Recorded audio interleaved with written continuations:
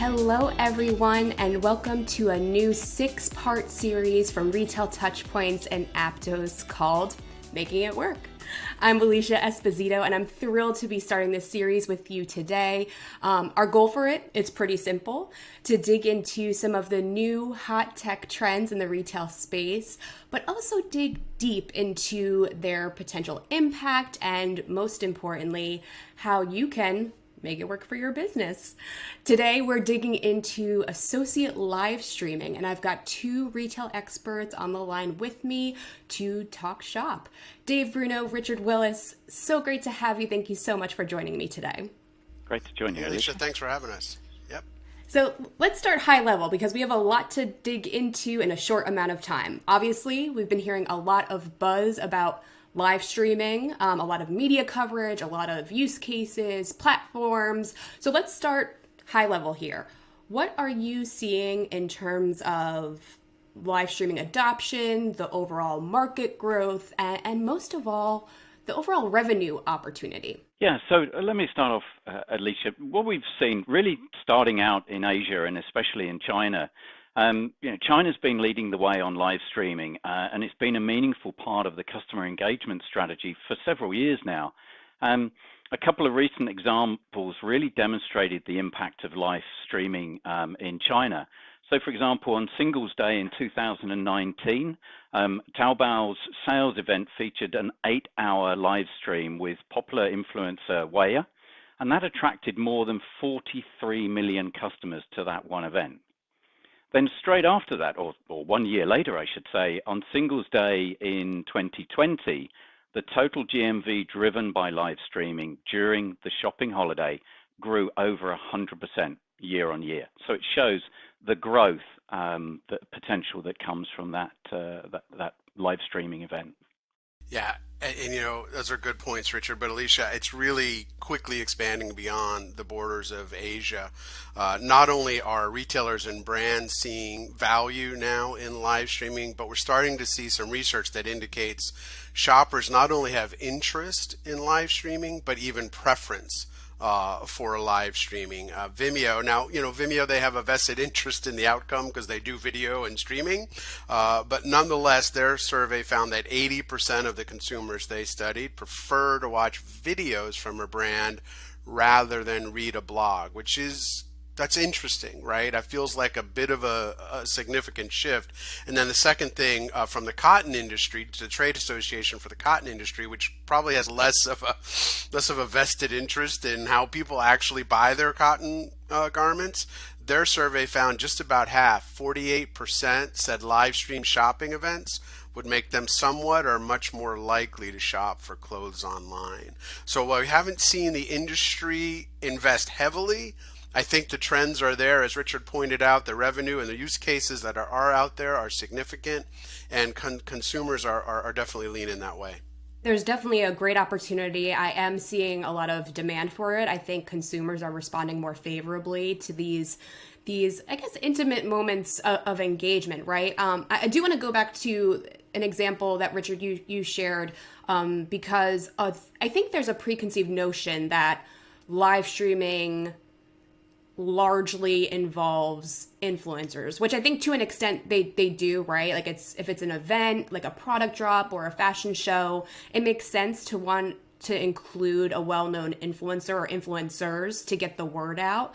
But obviously our topic today is associate live streaming. So what are the opportunities there? Why is that so meaningful or valuable for retail businesses right now? I'll take a shot at this first, Alicia, and Richard, then you can jump in. I think the big value proposition to associate live streaming is two things. There are 2 of them, really, is authenticity, right? Influencers have their own motivations, swag, followers, likes, building their own personal brand is always part of the agenda with third-party influencers. So I think you, by definition, lose some authenticity, but also trust, right? If you associates are local, they're going to be aware of what's happening at the local level. They know the products intimately. They know how customers are responding to those products.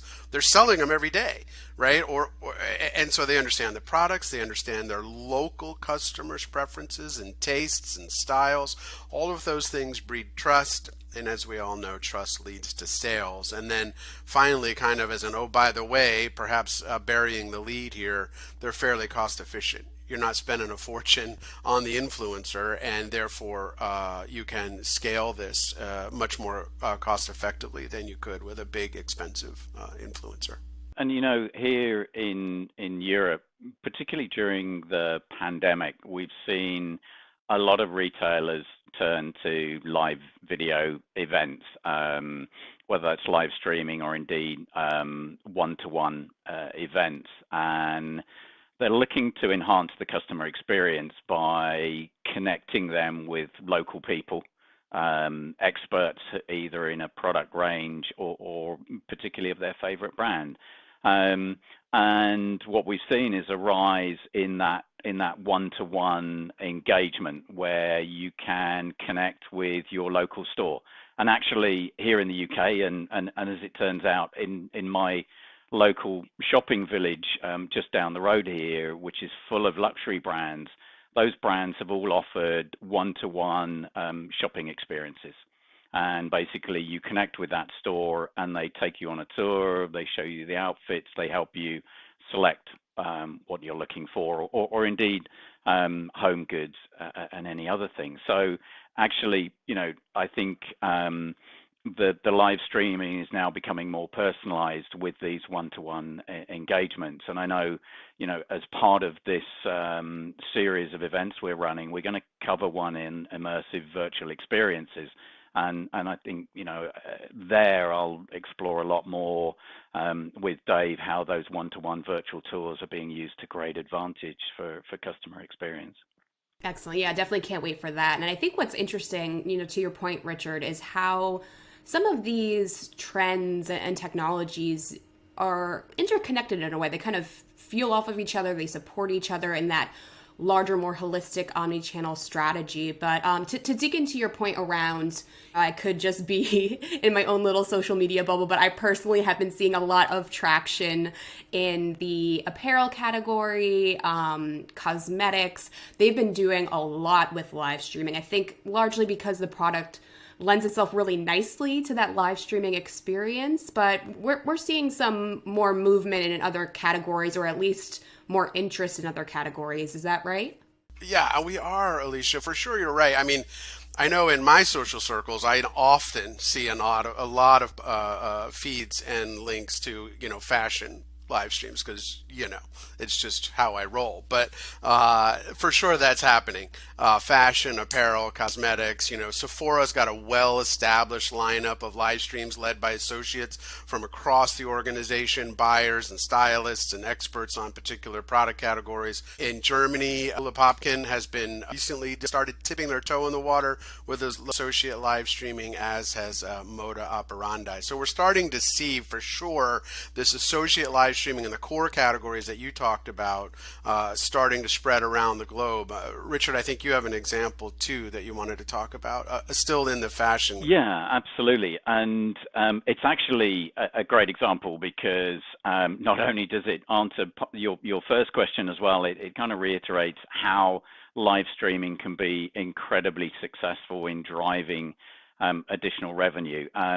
So our customer, Fastfish, out in China, a very well-known brand within China for both women's and men's clothing, were very much a pioneer of this technology. And basically, they ran a number of events. They adopted the WeChat platform, obviously, in China, and featuring both their CEO and CEO, they ran a number of events. They got their sales associates involved to, again, expand out that experience, and created an incentive program for their own customers to post videos of wearing their product. And that really created a big following and an increase in revenue. And that was introduced very close to when China was coming out of its lockdown in 2020. Now, Fastfish has shown how they can how extremely effective that media can be in converting customers, because they've seen that actually what they're saying is a whopping 48% conversion rate of customers who connect through that media finish up making a purchase. And in one event alone, in one of their first early events, they generated over $1 million, so about 750,000 sterling, through one live event. So that in itself was a real trial for them. But actually, they went on to run significantly larger events and using influencers. So, that one event I talked about was a small case with a CEO, CO. But using a popular influencer in one, just having that influencer wearing one T-shirt, they were able to generate a sale of over 50,000 T-shirts based on that influencer wearing the product. And then they engaged another influencer to do a 6-hour live stream. And during that 6-hour live stream, they generated over $60 million. Significant revenues coming in from a stream. So it shows how effective, with the right people, right product, right media, you can really attract your audience to the platform. Yeah, and Richard, that's a great example. And as news of those kinds of case studies starts to bubble out, we're seeing people in other categories. Sure, fast fish is fast fashion, right? Home run between product and market, right? That for this kind of experience, 100%. But Alicia, your actual question, which Richard and I have done a great job of avoiding, is good examples, what about people? Though. I won't fault you for it. Yeah, sure. You guys go wherever you want. I've lost complete control of this live stream. I'm just here for the ride. Right. But to circle back, as news of things like these crazy results out of Fast Fish percolate, we're seeing interesting examples. Like Home Depot certainly is now on the associate live streaming bandwagon. But one of my favorite examples, also in DIY, if you will, in home and garden, is a little tiny one-store operation called Mullbach's Home and Garden up in Washington State here in the U.S.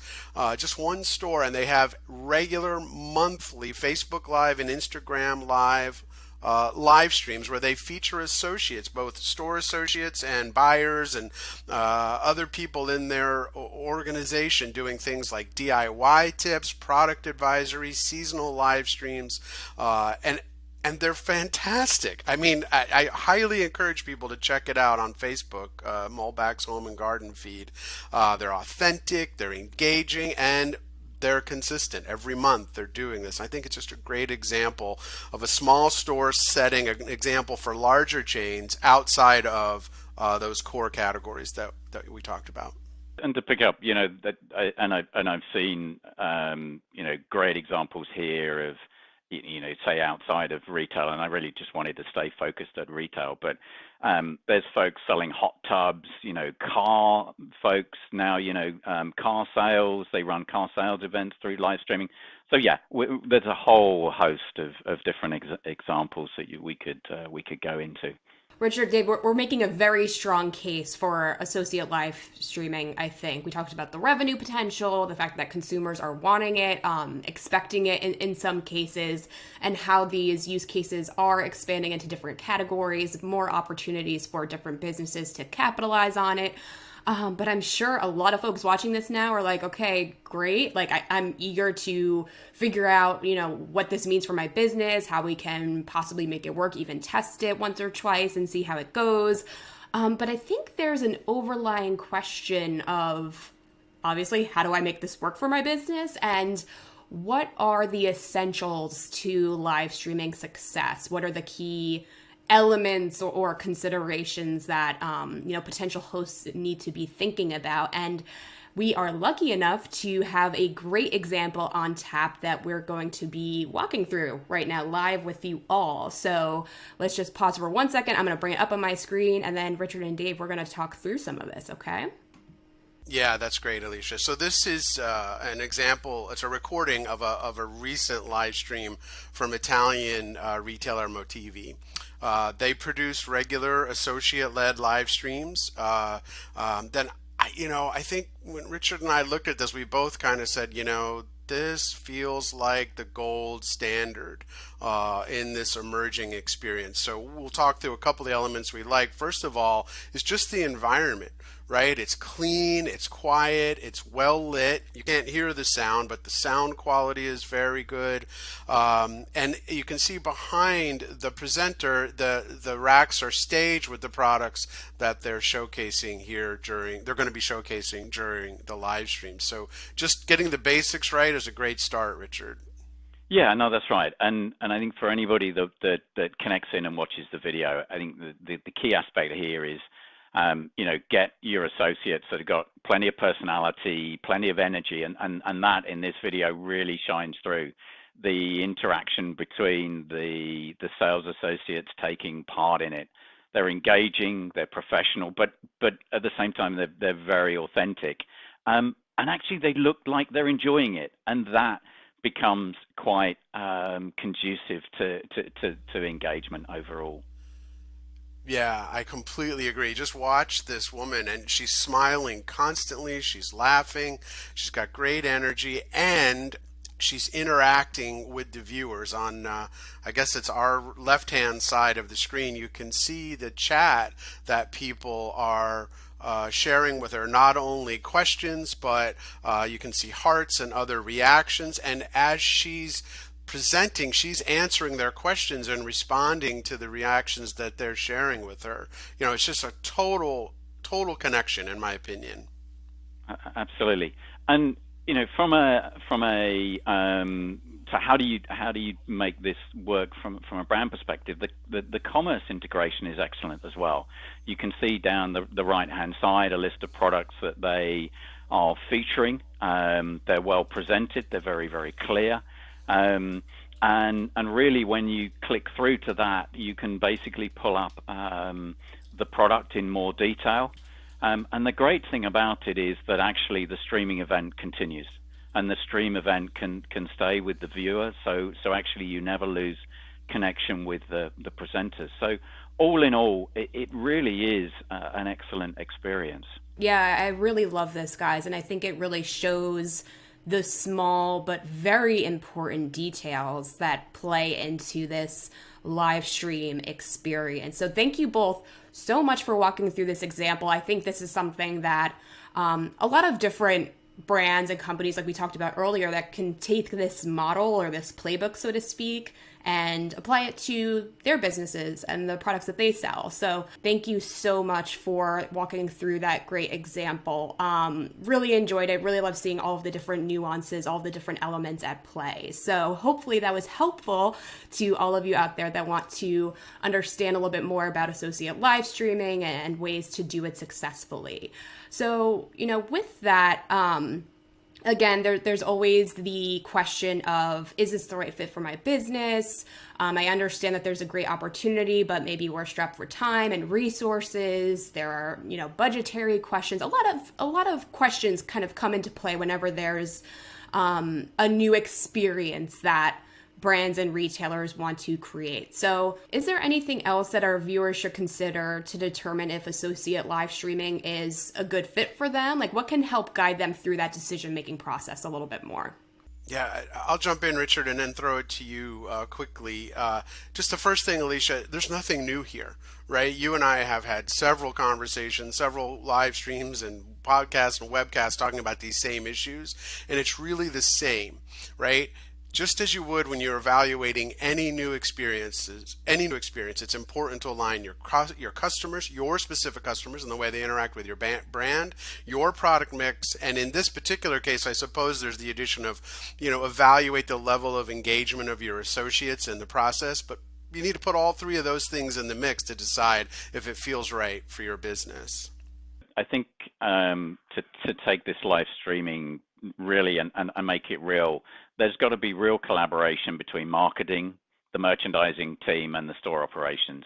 You've got to ensure that the brand representation is there. You've got to be determining the right product that you believe is going to be right to promote through there. And clearly you've got to get store associate buy-in, the store operations team, which stores are you going to use, and which sales associates. So all of those three have got to have an equal seat at the table when deciding if and when and how to invest in this experience.